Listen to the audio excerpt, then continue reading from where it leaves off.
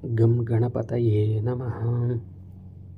పూర్వము శ్రీకృష్ణ పుత్రుడైన ప్రద్యుమ్నుడు తన కుమారుని జాడ కానరాక చింతా జలధిలో మునిగి ఉండగా అతని తల్లి అయిన రుక్మిణీదేవి అతనికి ఇలా సలహా ఇచ్చింది. నాయనా, పూర్వం నీవు 6 రోజుల వయసు గల బాలకుడవై ఉండగా శంభరాసురుడు నిన్ను నా పొత్తిళ్లలోంచి అపహరించాడు. అప్పుడు నీ వియోగ దుఃఖం చేత నా హృదయం ఎంతగానో తల్లడిల్లింది.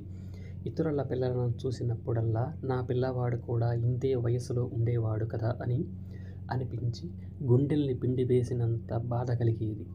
ఇలా చాలా కాలం గడిచింది. ఒకసారి భగవత్కృపా విశేషం చేత లోమసుడని ముని రావటం తటస్థించింది. ఆయన నాపై దయచూపి నాకు మనోభీష్టం నెరవేరటానికై సంకష్ట చతుర్థి వ్రతాన్ని ఉపదేశించాడు. దానిని నేను శ్రద్ధాభక్తులతో 4 పర్యాయములు ఆచరించాను. అప్పుడు ఆ దేవదేవుని అనుగ్రహం వల్ల నీవు శంభాసురుణ్ణి వధించి తిరిగి వచ్చావు. కనుక కుమారా, నీవు కూడా ఆ వ్రతాన్ని ఆచరించు. అలా చేసినట్లయితే నీవు తప్పక నీ కుమారుని జాడ తెలుసుకోగలవరు. బ్రహ్మ ఇలా చెబుతున్నాడు. ఓ రాజా, అప్పుడు ప్రద్యుమ్నుడు కూడా గణనాథునికి అత్యంత ప్రీతిపాత్రమైన ఈ వ్రతాన్ని ఆచరించాడు. అప్పుడు గణేశుని అనుగ్రహం వలన తన కుమారుడు బాణాసురుని యొక్క అంతఃపురంలో బందీగా ఉన్నట్లు తెలుసుకోగలిగాడు.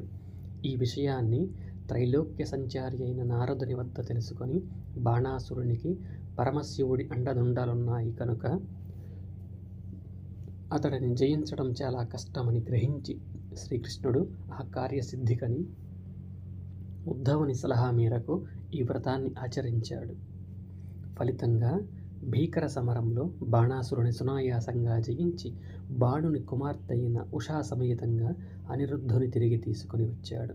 ఓ రాజా, పూర్వము సృష్టి రచనకు చేయగోరి నేను కూడా ఈ వ్రతాన్ని ఆచరించి ఆ గణేశానుగ్రహం చేతనే నానావిధ సృష్టిని నిర్విఘ్నంగా సమర్థవంతంగా చేయగలిగాను. అంతేకాదు, అనేక పర్యాయాలు దేవతలు అసురులు కూడా తమకు సంభవించిన విఘ్నములను ఉపశాంతికై ఈ వ్రతాన్ని ఆచరించారు. కనుక ఆపదలలోనూ కష్టకాలమునందు వాటి శాంతికి ఈ వ్రతాన్ని చేయాలి. ఈ వ్రతానికి ధీటైన సర్వసిద్ధికర వ్రతం ఇంకొకటి ఎక్కడా కనపడదు. ఈ వ్రతముతో సమానమైన తపస్సు గాని, విద్య గాని, దానము గాని ఏమీ లేదు.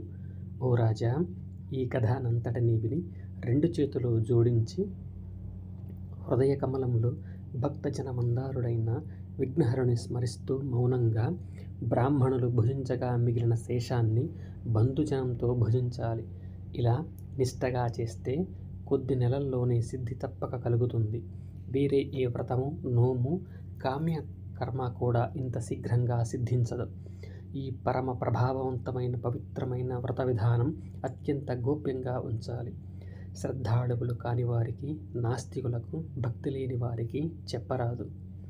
భక్తి గలవారైన కుమారులకు, శిష్యులకు, సాధువర్తన గలవారికి మాత్రమే చెప్పవచ్చు. ఇందులో ఉపదేశించిన ప్రకారం ఆచరిస్తే తప్పక సకల కార్యసిద్ధి కలుగుతుంది.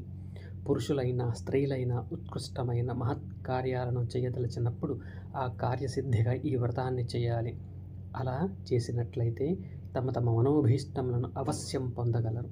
వారికి విఘ్నహరుని అనుగ్రహం చేత లోటే ఉండదు. ఓ మహర్షులారా, ఈ విధంగా ఆ రాజు చతురానుడి వద్ద నుండి చతుర్థి వ్రత విధానాన్ని పూర్తిగా విని సమస్త దుఃఖ శాంతి కొరకు అత్యంత ప్రీతితో ఈ వ్రతాన్ని ఆచరించి వ్రత ప్రభావం చేత శత్రువులందరినీ జయించి ధారాపుత్రులతో నిష్కటంకంగా రాజ్యభోగాలను అనుభవించాడు అంటూ సూత మహర్షి ముగించాడు. ఇది శ్రీ గణేశ పురాణం ఉపాసనా ఖండంలోని చతుర్థి వ్రతోపాఖ్యానం అనే 70వ అధ్యాయం సంపూర్ణం.